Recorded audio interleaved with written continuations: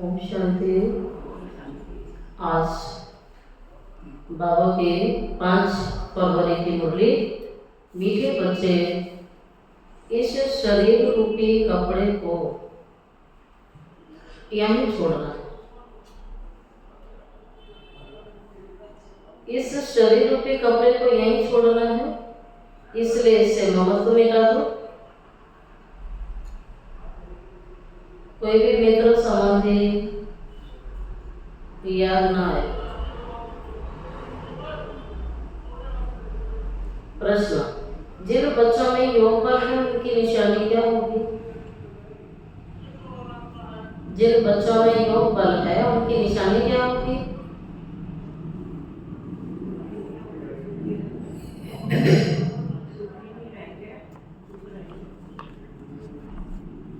बाबा जब प्रश्न पूछते हैं तो उत्तर देना चाहिए। बताइए। और देदारियों में बुद्धि नहीं जाएगी।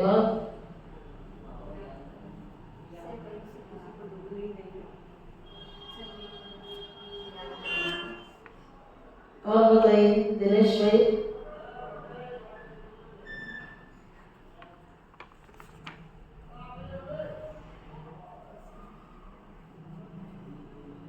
बाबा कहता है उन्हें किसी भी बात में थोड़ा भी धक्का नहीं आएगा। उन्हें किसी भी बात में थोड़ा भी धक्का नहीं आएगा। धक्का होता शॉक हो जाते हैं किसी चीज को लेके ना।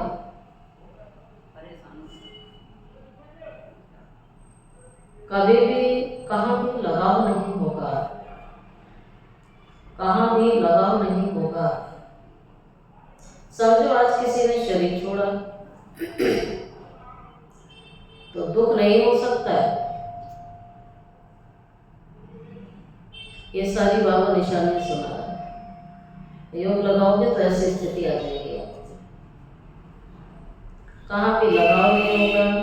समझो आज किसी ने शरीर छोड़ा तो दुख नहीं हो सकता, क्योंकि जानते हैं इनका ड्रामा में इतना ही पार्ट था। आत्मा एक शरीर छोड़ जाए दूसरा लेगी।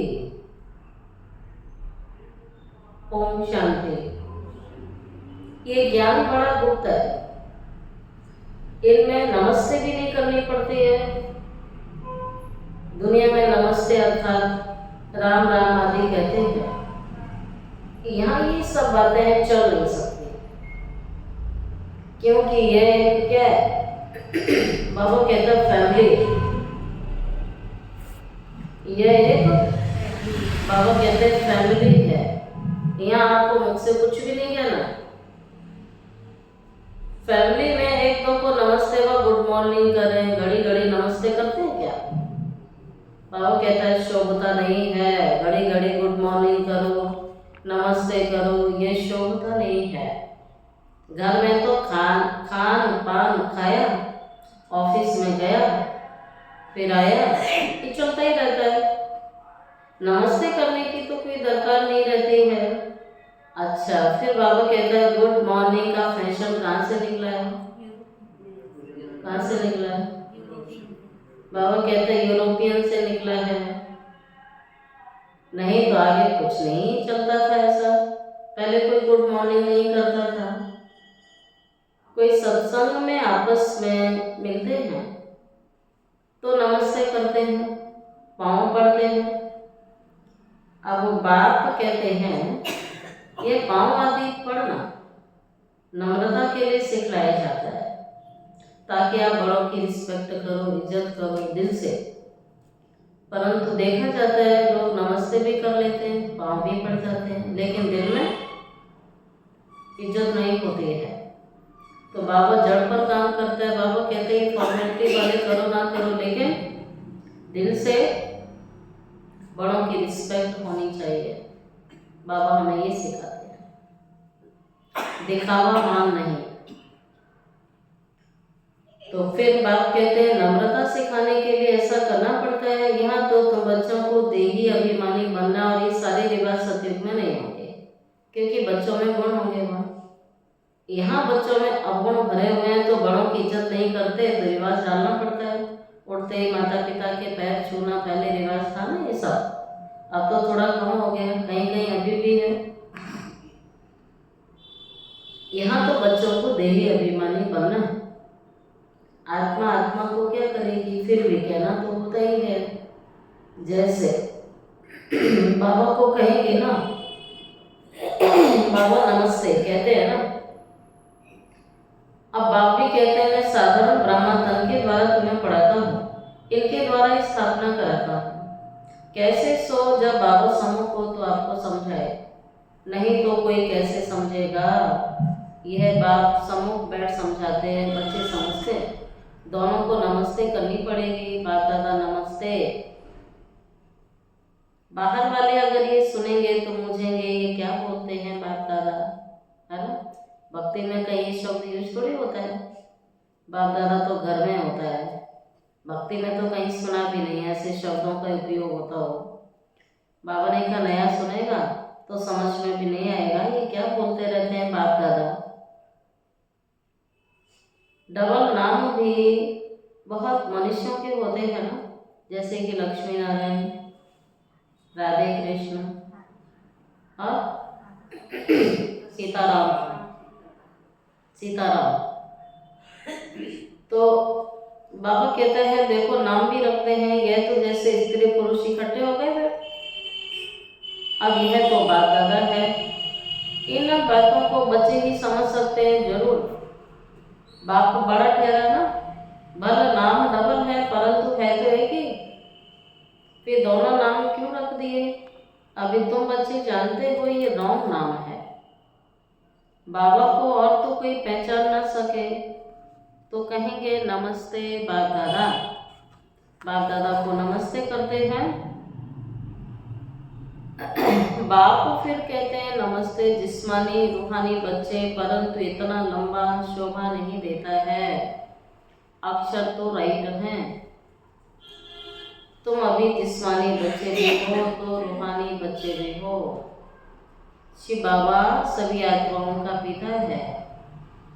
वे प्रजापिता भी जरूर है और प्रजापिता ब्रह्मा की संतान होने के नाते हम सभी आपस में भाई बहन हैं। प्रवृत्ति मार्ग हो जाता है, तुम सब ब्रह्मा कुमार और ब्रह्मा कुमारियां हो। अब ब्रह्मा कुमार कुमारी होने से प्रजापिता भी सिद्ध हो जाता है। इसमें अंधश्रद्धा की कोई बात नहीं होती है। बोलो ब्रह्मा कुमार कुमारियों को बाप से वर्षा मिलता है, ब्रह्मा से नहीं मिलता है। तो ब्रह्मा भी किसका बच्चा हुआ है? वो खुद वर्षा किससे लेता है? शिव बाबा से लेता है ना। वो खुद शिव बाबा का बच्चा है, उसका पिता भी शिव बाबा है। तो सबको वर्षा सब आत्माओं को किससे मिला? बाबा से मिलता है। सूक्ष्म वतनवासी ब्रह्मा विष्णु शंकर ये तीनों ही बाप के क्या है? बच्चे अर्थात रचना है। इनों का रचयिता तो शिव ही है ना। तो ब्रह्मा का पिता, विष्णु का पिता, शंकर का पिता, तीनों का पिता बाबा है। बाबा कहता है मेरी रचना है, मैं इनका क्या हूँ? क्रिएटर हूँ। तो शिव का क्रिएटर कोई होता ही नहीं है। बाबा ने कहा मुझे किसने रचा है? मेरा तो कोई रचयिता है ही नहीं। स्वयंभू शंभू बाबा तो स्वयं प्रकट होता है। बाबा कहता मेरा तो कोई रचयिता नहीं है, मेरा तो कोई पिता नहीं है। इनों के ऊपर भी शिव है, सब आत्माओं का बाप है, क्रिएटर है। तो प्रश्न उठता है कब क्रिएट किया? नहीं, यह तो अनादि है। इतनी आत्माओं को कब क्रिएट किया ये तो प्रश्न ही नहीं उठ सकता, क्योंकि आत्माएं भी क्या है? अनादि है। तो आत्मा को परमात्मा को रचा नहीं जाता है, ये अनादि है। पहले से ही थी, रहेंगी, आगे भी रहेंगी, अभी भी हैं। बाबा कहता है इनका अस्तित्व नष्ट नहीं होता है। शरीर नश्वर है, आत्मा अविनाशी है, इमॉर्टल है, जो सदा है, सदा रहेगी। इसलिए बाबा कहता है इनका क्रिएटर तो शिव है, तो अविनाशी आत्माओं का पिता भी अविनाशी है। इनों के ऊपर शिव है, सब आत्माओं का बाप क्रिएटर है। तो प्रश्न उठता है कि कब क्रिएट किया? नहीं, ये तो अनादि है। इतनी आत्माओं को कब क्रिएट किया, ये तो प्रश्न ही नहीं उठ सकता। ये अनादि ड्रामा चला आता है, इसे बेअंत कह देते हैं, जिसका न आदि होता है और न ही अंत होता है। अनादि काल से चला आया है, इसका कभी अंत नहीं होता है। ये बातें बच्चों में भी नंबरवार समझते हैं। बाबा कहता है कईयों को पहला पाठ भी पक्का नहीं हुआ अभी तक, क्योंकि पहले पाठ से ही सारे पाठ क्लियर होने हैं। जिसने आत्मा के रहस्य को समझ लिया, उसने परमात्मा के रहस्य को भी समझ लिया। एक होता है जानना, एक होता है उस चीज की अनुभूति करना। बाबा कहता है कि आत्मा तो इमॉर्टल है, और आत्मा का जो पार्ट है वो भी क्या है? इमॉर्टल है, कभी नष्ट नहीं होता है, अविनाशी है। ये अनादि ड्रामा चला आता है, और इस सृष्टि का खेल भी अनादि है, चलता आया है कल्प कल्पांतर से, युग युगांतर से, जन्म जन्मांतर से। बाबा ने कहा यूं ही चलता रहता है, इसका कभी अंत नहीं होता है। ये बातें मेरे बच्चों में भी नंबरवार समझते हैं। है बहुत सहज है, बाप के सिवाय किसी से तुम्हारा क्या नहीं होना चाहिए। आज बाबा ने कौन सा पाठ पढ़ाया? क्या नहीं होना चाहिए किसी से भी। ऐसा तो नहीं बाबा ने कहा कोई बुरा व्यक्ति है तो उससे लगाव मत रखो, अच्छा है तो लगाव रखो। ऐसा कहा कि कोई बहुत अच्छा है तो उससे लगाव रखो। कोई कितना भी अच्छा है, लेकिन सत्यम शिवम सुंदरम का गायन तो एक परमात्मा के लिए ही है। कोई कितना भी अच्छा है, जो चीज ऊपर वो नीचे भी होती है। व्यक्ति गुणवान बनता है तो अवगुणवान भी बनता है। आज अच्छा है कल खराब, तो स्टोरी चलती है आत्माओं के ऊपर। तो बाबा कहता है गुणदाता कौन है? बाबा है। इसीलिए गुणदाता से लगाव रखना है, रचयिता से रखना है, रचना से नहीं। किसी से भी बिल्कुल, बाबा कहता अंदर चेक करो, बिल्कुल भी लगाव नहीं रखना है। कोई भी, बाबा कहता है आज बाबा ये पाठ पक्का करा रहा है, कोई भी मरे या बाबा की आज लाइन है, कोई मरे व जिए। अब सुनने में तो अच्छा नहीं लगता है ना ये लाइन, परंतु सत्य बात बाबा सुनाता है। और सच्चाई जल्दी से अंदर जाती नहीं है। क्या कहते हैं, सच्चाई कड़वी लगती है। लोग कहेंगे अरे मरना शब्द अपशब्द है, ये शब्द मत बोलो, ऐसे कहते हैं। लेकिन ये तो जीवन का सत्य है, सबको ही जाना है, बस फर्क इतना आगे पीछे जाना है। तो बाबा कहता क्यों रोना है? और कोई कहीं नहीं जाता, आत्माएं यही चक्कर लगा रही है सभी, कोई कहीं नहीं जाता है। तो इस सत्य को समझ गए, चक्र को समझ गए हैं, और कोई जाता भी है तो बाप के पास जाता है। तो हमें इस बात की फिक्र नहीं होनी चाहिए फिर। तो ये बाबा कहता है कोई मरे जिए, कोई लगाव नहीं रखना है, कोई फर्क तुम बच्चों को नहीं पड़ना चाहिए। कि नहीं कोई मर जाए, बाबा कहता उसके पीछे अपनी एनर्जी वेस्ट करते रहो। ये क्यों होता है? लगाव के कारण। बाबा कहता है ये ड्रामा अनादि बना हुआ है, हर सीन ड्रामा के अनुसार चलना है। ड्रामा अनुसार उनको इस समय जाना ही था ना। बाबा कहते हैं पॉइंट बुद्धि में रखो, ड्रामा अनुसार उसको जाना ही था। क्या वो आत्मा अपने वश में है क्या? वो चाहे कि मैं नहीं जाना चाहता तो भी तो जाएगी ना, इसका पार्ट निश्चित है। इसमें कर ही कह सकते हैं, जरा भी दुखी होने की बात नहीं है। ये बाबा कहता है जरा भी दुखी होने की कोई बात नहीं है।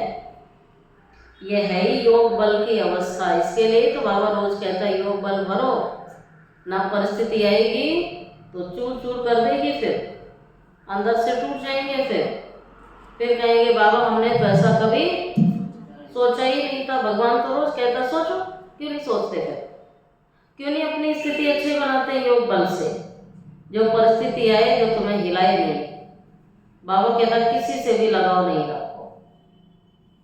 तो आज की मुरली की ये मुख्य पॉइंट है, इसमें दुखी होने की बात नहीं है। ये योग बल की अवस्था है। लॉ कहता है जरा भी धक्का नहीं आना चाहिए, आश्चर्य नहीं लगना चाहिए, अजूबा नहीं लगना चाहिए, अरे ये क्या हो गया। बाबा तो रोज कहता है ये सारी दुनिया जली पड़ी है, मरी पड़ी है, राख हुई पड़ी है। रोज के पाठ यही है ना हमारी पढ़ाई के, हमारी पढ़ाई यही है। लॉ कहता है जरा भी धक्का नहीं आना चाहिए। सब एक्टर्स अपना अपना पार्ट बजाते रहते हैं, बच्चों को ज्ञान मिला हुआ है, बच्चों को ये ज्ञान मिला हुआ है, ये ज्ञान की शक्ति है, ये ज्ञान का बल है जो हमें समय पर पता लगता है। ये ज्ञान साधारण नहीं है। बाप से कहते हैं कि परमपिता परमात्मा आकर हमको ले चलो, इतने सब शरीरों का विनाश कराए, सब आत्माओं को साथ ले जाना। ये तो बहुत भारी काम हुआ ना। बाबा कहता है सारे विश्व की आत्माओं को साथ ले जाना, इतने सब शरीरों का विनाश कराए, सब आत्माओं को साथ ले जाना, ये तो बहुत बड़ा काम हुआ ना। यहाँ कोई एक मर जाता है तो कितने दिन रोते हैं?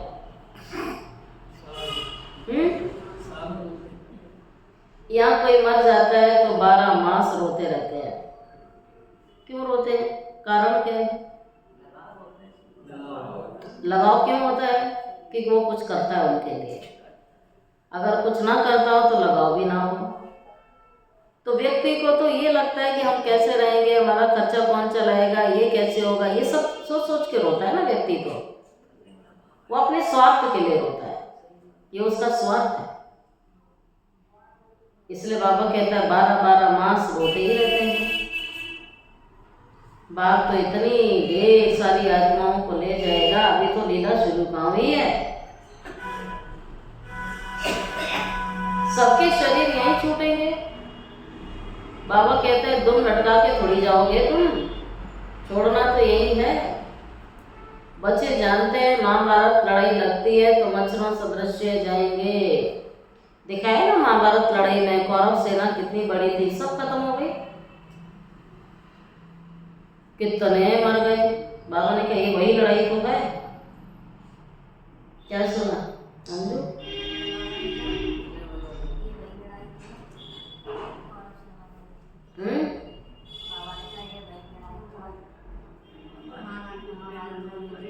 बाबा कहता है सबके शरीर यहीं छूट जाएंगे। बच्चे जानते हैं मच्छर सदस्य सब जाएंगे। नेचुरल कैलमिटी आने वाली है, ये सारी दुनिया बदलनी है। जा रही है बाबा की बातें। बाबा ने कहा अभी तो प्रकृति के द्वारा अपनाए आएंगी, अभी तो संबंधियों से मिलते हैं, जाते हैं, क्रियाक्रम करते हैं, क्या क्या सब दिखावा होता है। कोरोना में ऐसा हुआ तो आगे का दृश्य ऐसा ही होगा। भी कोई किसी की चिता उठाने वाला नहीं होगा, रोने वाला भी नहीं होगा। ऐसा समय भी आ जाएगा, ऐसा ही आएगा ना बाबा के हिसाब से, बाबा की मुरलियों के हिसाब से। बाबा कहता मच्छरों सदस्य जाएंगे, नेचुरल कैलेमिटी जाएगी, तो आनी है, सारी दुनिया बदलनी है। अभी देखो इंग्लैंड, रशिया आदि कितने बड़े बड़े हैं। बाहर देखो विदेशों में विनाश लीला चली रही है। सतयुग में ये सब थे क्या? दुनिया में यह भी किसकी बुद्धि में नहीं आता है कि हमारे राज्य में कोई भी नहीं थे। पहले भारत इतना बड़ा थोड़ी था, एक ही धर्म, एक ही राज्य था। तुम्हारे में भी नंबरवार जिसकी बुद्धि में अच्छी रीति बैठता है, अगर धारणा हो तो बाबा कहता है नशा सदैव चढ़ा रहेगा। नशा कोई को बहुत मुश्किल चढ़ा रहता है। मित्र संबंधी आदि तरफ से याद निकलकर एक बेहद की खुशी में ठहर जाएं, बड़ी कमाल है। मित्र संबंधी बाबा कहता है हाँ यह भी अंत में हो जाएगा। प्रैक्टिस करते रहोगे तो अवस्था आपकी हो जाएगी। अंत में कर्मातीत अवस्था को पालेंगे। शरीर से भी भान टूट जाता है। यह देह रूपी कपड़ा तो तुमको सबको यहाँ ही छोड़ना है। क्या करेंगे पुराने कपड़े का? नया मिलेगा। तो नए कपड़े पहनने की तो खुशी होनी चाहिए। पुराना शरीर तो चीची है, रोगी है, तंग करने वाला है। बाबा कहता तुम्हें नया शरीर मिलेगा।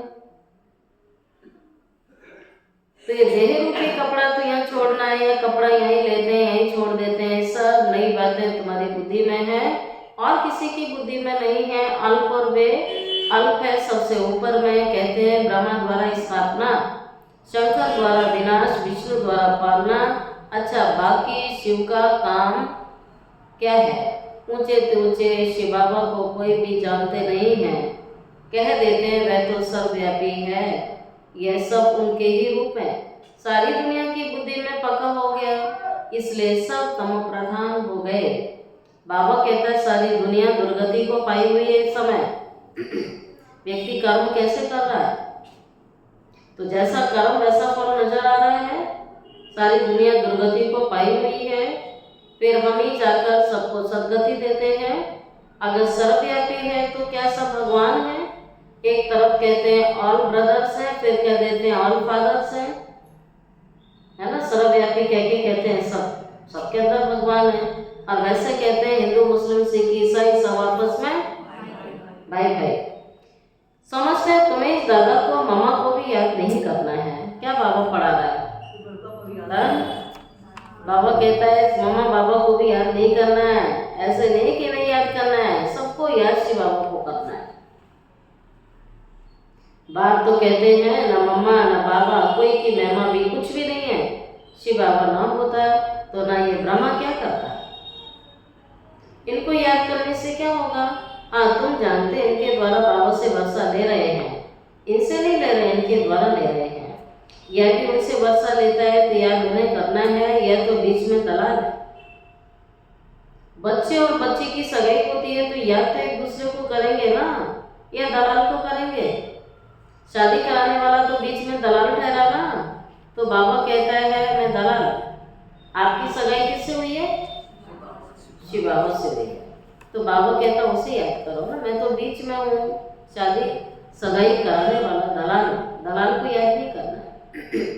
वैसे भी दलाल को कौन याद करता है? उसका काम पूरा हुआ, छुट्टी। तो ऐसे बाबा कहता है इनके द्वारा बाप तुम आत्माओं की सगाई अपने साथ कराते हैं, इसलिए दयाल भी है। सदगुरु मिला दलाल के रूप में। सदगुरु कोई दलाल नहीं है, सदगुरु तो निराकार है। बल गुरु ब्रह्मा गुरु विष्णु, परंतु वह तो गुरु है। सदगुरु एक बाप ही है जो सबकी सदगति करने वाला है। बाबा ने तुम्हें सिखाया है, तब तुम औरों को भी रास्ता बताते हो। सबको कहते रहते हैं देखते हुए भी नहीं देखो। बुद्धि शिव बाबा से लगी रहे। इन आंखों से जो कुछ देखते हो, देखते हुए नहीं देखना है। इन आंखों से जो कुछ देखते हुए सब क्या होना है? कब्र दाखिल। बाबा कहते हैं सब कब्र दाखिल होना है, याद एक बाप को करना है। बाबा कहते हैं मिटने वाली दुनिया को बुद्धि से याद नहीं करना है। एक बाबा को याद करना है, ना कि इनको याद करना है। बुद्धि कहती है इनसे थोड़ी वर्षा मिलेगा, वर्षा तो बाप से मिलना है, जाना भी बाबा के पास है। स्टूडेंट को थोड़ी याद करेगा। पढ़ाने वाले टीचर से बुद्धि रहती है, स्टूडेंट से थोड़ी रहती है। स्टूडेंट टीचर को याद करेंगे ना। स्टूडेंट में जो तीखे बच्चे होते हैं वह फिर औरों को भी उठाने की कोशिश करते हैं। बाप भी कहते हैं एक दो को ऊंचा उठाने की कोशिश करो, परंतु कईयों की तकदीर में नहीं है। तकदीर में नहीं है तो बाप की एक बात सुन के दूसरे कान से निकल जाती है। बाबा कहते हैं मुरली भी सब नहीं सुन सकते हैं। मुरली में भी माया आती है, बुद्धि भटक जाती है, सुस्ती में बैठे रहते हैं। भगवान जो समझा रहा है वो गुस्सा नहीं है। तो बाबा कहते हैं सब थोड़ी मेरे माँ बाप को सुन सकते हैं। इसके लिए बुद्धि रूपी पात्र कैसा चाहिए? सोने का चाहिए, शुद्ध चाहिए। शुद्ध बर्तन में ही ज्ञान ठहरेगा।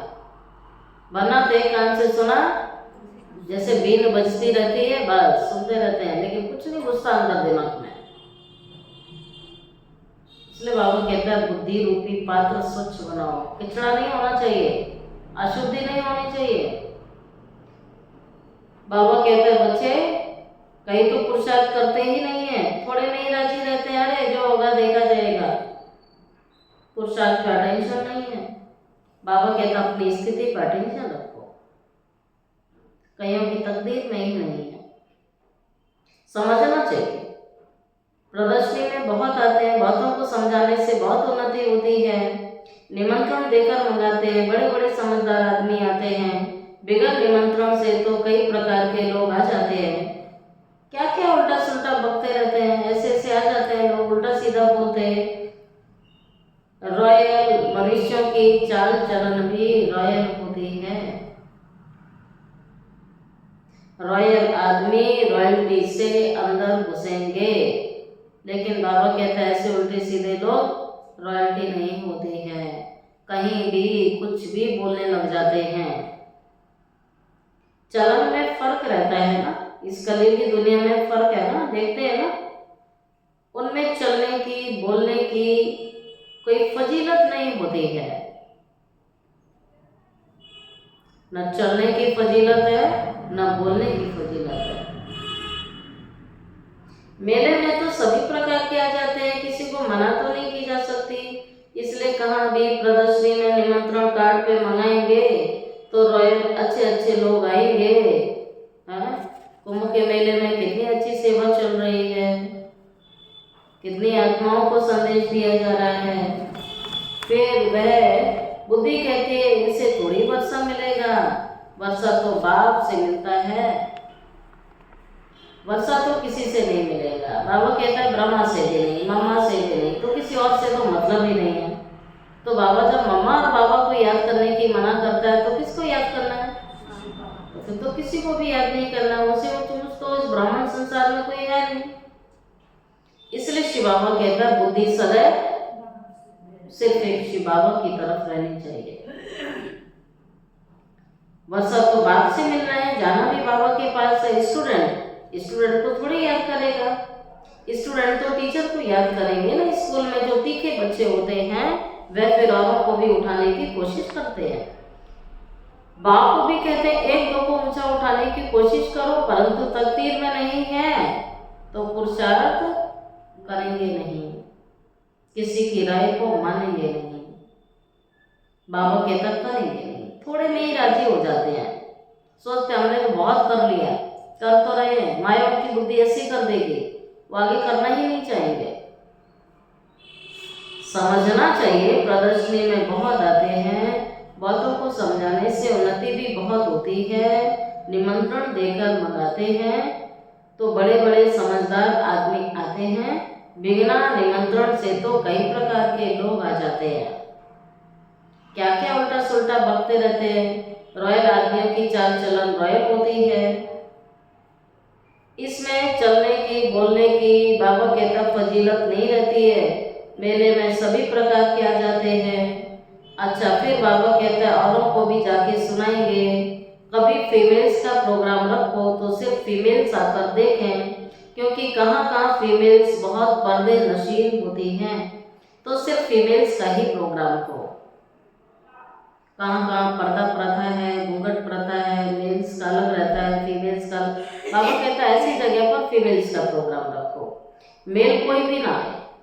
बाबा ने समझाया, पहले तुमको ये समझाना है शिव बाबा निराकार है, शिव बाबा प्रजापिता ब्रह्मा दोनों ही बाबा हुए ना, तो दोनों एक रस तो नहीं हो सकते। जो दोनों बाबाओं से वर्षा मिले, वर्षा दादे का या बाबा का बाप का मिलेगा। दादे की मिल्कियत का हक होता है ना, समझते हैं इनको इनका पैसा मिलने से एक वर्ष के अंदर उड़ा देंगे, लेकिन गवर्नमेंट का लॉ ऐसे है जो देना ही पड़ता है, चाहे लायक संतान हो चाहे नालायक हो, चाहे एक दिन में उड़ा दे, देना पड़ता है, कानून ऐसा बना हुआ है। गवर्नमेंट कुछ कर नहीं सकती भाई, बाप दादा की संपत्ति को कहीं तो संभाल के रखते हैं, आगे बढ़ाते हैं। नालायक औलाद क्या करती है, बाप के मरते ही सारी मिलके उड़ा देते हैं, बेच देते हैं, और लायक औलाद तो कमाएगी ना, बेचने की थोड़ी सोचेगी। लेकिन गवर्नमेंट का लॉ ऐसे जो देना पड़ता है, गवर्नमेंट कुछ नहीं कर सकती। बाबा अनुभवी है। एक राजा का बच्चा था, 1 करोड़ रुपया 12 मास में खत्म कर दिया। ऐसे भी होते हैं। शिव बाबा तो नहीं कहेंगे ना कि हमने देखा है, ये दादा कहता है। ये जो एग्जाम्पल दिया किसने दिया, सारे उदाहरण कौन देता है? ये ब्रह्मा बाबा अनुभवी, वो देता है अपने जीवन के अनुभव। शिव बाबा थोड़ी ऐसे अनुभव सुनाएगा। हमने बहुत ऐसे मिसाल देखे हैं। ये दुनिया तो बड़ी गंदी है, ये है ही पुरानी दुनिया, पुराना घर। पुराने घर को हमेशा तोड़ना होता है ना। ये लक्ष्मी नारायण के राजाई घर देखो कैसे फर्स्ट क्लास है। सतयुग में कितने फर्स्ट क्लास बाबा के घर मकान होंगे, महल होंगे, कितने सुंदर होंगे। अभी तुम बाप के द्वारा समझ रहे हो, तुम बच्चे नर से नारायण बनते हो। ये है ही सत्यनारायण की कथा। सत्य बाप सुना रहा है, सत्यनारायण बनाने की कथा है। तो सिर्फ मुरली ना समझो, लेकिन ये सत्यनारायण की सच्ची सच्ची सत्यनारायण बनने की कथा है। बाबा कहता तुम नारायण थे, अब ये बन गए, फिर से बनना है। ये पढ़ाई ना सत्यनारायण बनने की है। तुम बच्चे समझते हो तुम्हारे में भी पूरे फ्लावर्स सभी बने नहीं है। इसमें रॉयल्टी बड़ी अच्छी चाहिए ना। तुम उन्नति को दिन प्रतिदिन पाते रहते हो, फ्लावर्स बनते जाते हो। बाबा कहता किसी को कांटा ना लगाओ। कांटे होंगे तो कांटा जरूर लगाएंगे ना। वाणी ऐसी बोलते हैं, सोच समझ के नहीं बोलते हैं, तो इस कारण से कितनों को दुख हो जाता है। फिर कहते हैं मेरा भाव नहीं था, मेरी भावना। अगर भाव और भावना नहीं है तो सामने वाले को भी फील नहीं होगा, ये निशानी है। अगर फील हो रहा है तो अवश्य आपकी भाव और भावना भी थी। भाव भावना नहीं होगी तो सामने वाले को ऐसा फील नहीं होगा। तो बाबा कहता है बच्चों कांटा नहीं फूल बनना है, खुशबूदार फूल बनना है। तुम बच्चे प्यार से कहते हो बाप दादा, यह भी तुम्हारी नई भाषा हुई ना, जो मनुष्यों की समझ में नहीं आती है। समझो बाबा कहाँ भी जाए तो बच्चे कहेंगे बाप दादा नमस्ते। बाप रिस्पॉन्ड देंगे रूहानी जिस्मानी बच्चों को नमस्ते, ऐसे कहना पड़े। कोई सुनेंगे तो कहेंगे यह तो कोई नई बात है। बाप दादा इकट्ठे कैसे कहते हैं? बाप और दादा दोनों एक कभी होते हैं क्या? नाम भी दोनों के अलग हैं। शिव बाबा ब्रह्मा दादा, तुम इन दोनों के बच्चे हो। तुम जानते हो इनके अंदर कौन बैठा है? शिव बाबा बैठा है। शरीर एक है, बैठे दो हैं। बाप दादा के बच्चे हैं, एक का शरीर एक शरीर ले ही नहीं सकता है, तो उसी के शरीर का माध्यम बनाते हैं। यह भी बुद्धि में याद रहे तो आगे बढ़ो। मुरली में जवाब देते रहो, यहाँ सुस्त होके थोड़ी बैठना है क्लास में। खुशी जवाब देगी, बोलो।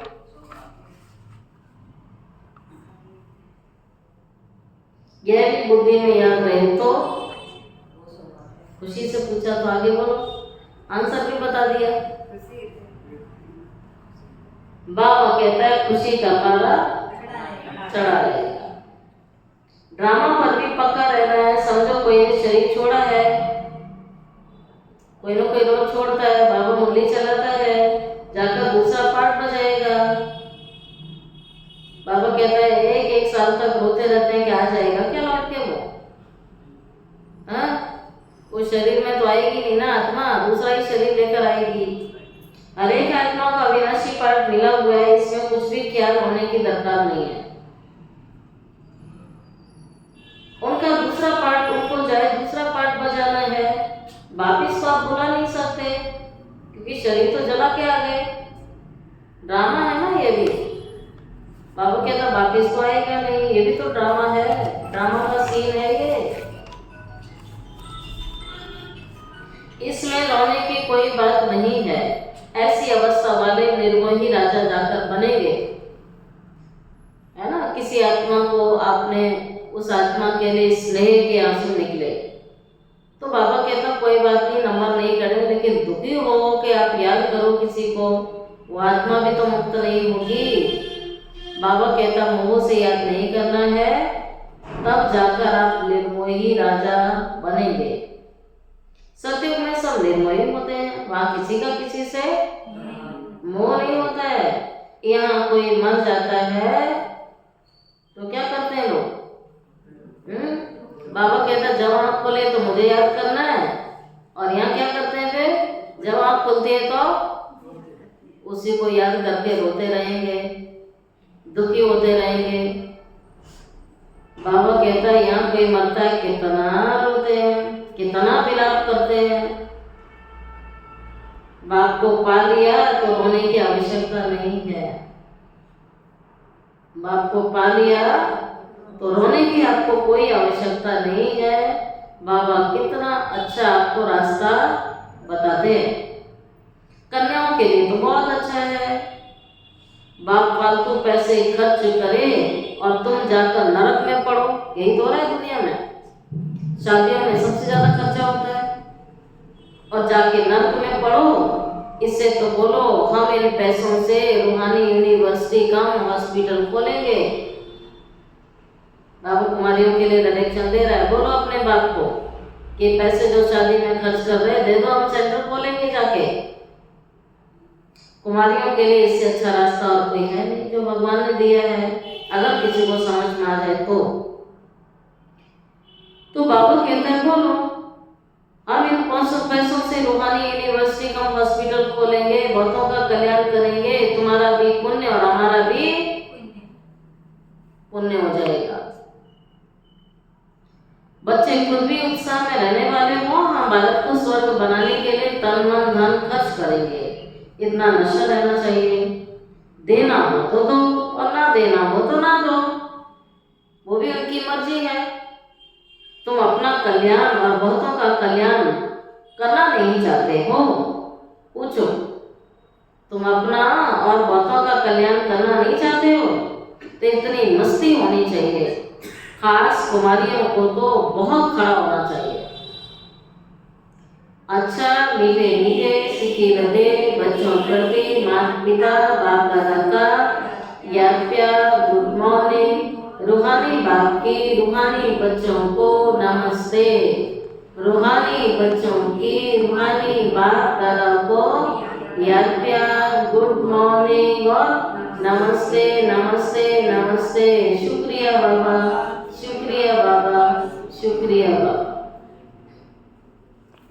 धारणा के लिए मुख्य सार है।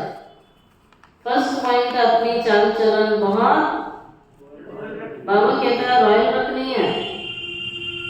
अपनी चाल चलन बहुत रॉयल रखनी है, बहुत फजीलत से बात करनी है।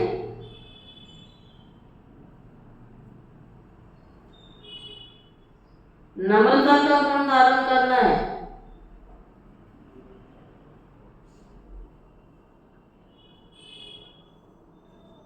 नम्रता का गुण धारण करना है। सेकंड पॉइंट, इन आंखों से जो कुछ दिखाई देता है ये सब कब्र दाखिल होना है। क्या क्या दिखाई देता है इन आंखों से? जो भी दिख रहा है बाबा कहता है सब कब्र दाखिल होना है, इसलिए इसको देखते हुए भी नहीं देखना है। एक शिव बाबा को याद करना है, किसी देहधारी को नहीं याद करना है। आज का वरदान है मास्टर ज्ञान सागर मन गुणियों का खेल समाप्त करने वाले, स्मृति सो समर्थ स्वरूप भाव। रिपीट करो।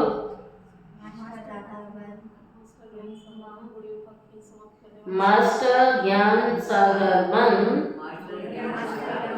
गुड़ियों का खेल समाप्त करने वाले, स्मृति सो समर्थ स्वरूप भाव। बाबा कहता है जैसे भक्ति मार्ग में मूर्ति बनाकर पूजा आदि करते हैं फिर उन्हें डुबो देते हैं, तो आप उसे गुड़ियों की पूजा ही तो कहते हो।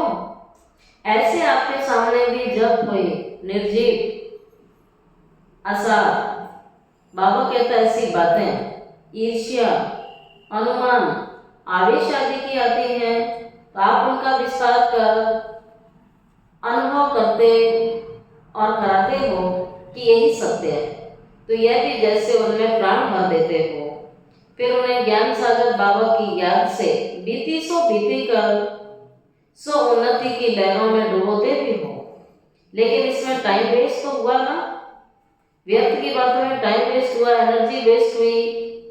इसलिए पहले से ही मास्टर ज्ञान सागर बन स्मृति सो समर्थी भव के वरदान से गुणियों के खेल को समाप्त करो। श्रवण, जो समय पर सहयोगी बनते हैं उन्हें एक का पदम गुणा फल मिल जाता है। जो समय पर सहयोगी बनते हैं, क्योंकि बाबा के पास सबका रिकॉर्ड है, तो जो समय पर सहयोगी बनते हैं उन्हें एक का पदम गुणा फल मिल जाता है। और आज का व्यक्ति शरण है, एकांत प्रिय बनो, एकता और एकाग्रता को अपनाओ। इस टॉपिक पर चल रहे हैं। जो भी राजनेताएं, धर्म नेताएं हैं, उनको पवित्रता और एकता का अनुभव करो, क्योंकि संसार की सबसे बड़ी शक्ति कौन सी है? पवित्रता की शक्ति है। और यही ब्राह्मणों की पहचान है, यही ब्राह्मणों के पास सबसे अनमोल खजाना है। तो बाबा कहता है इसी की कमी के कारण दोनों सत्ताएं कमजोर है। धर्म सत्ता को धर्म सत्ताहीन बनाने का विशेष तरीका है पवित्रता को सिद्ध करना, और सत्ता वाले और राज्य सत्ता वालों के आगे एकता को सिद्ध करना है। अच्छा, ओम शांति।